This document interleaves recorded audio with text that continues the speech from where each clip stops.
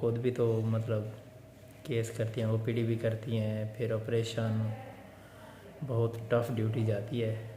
Month में 2-3 दिन ऐसे होते हैं हमारे, लेकिन हम भी बहुत मेहनत करते हैं।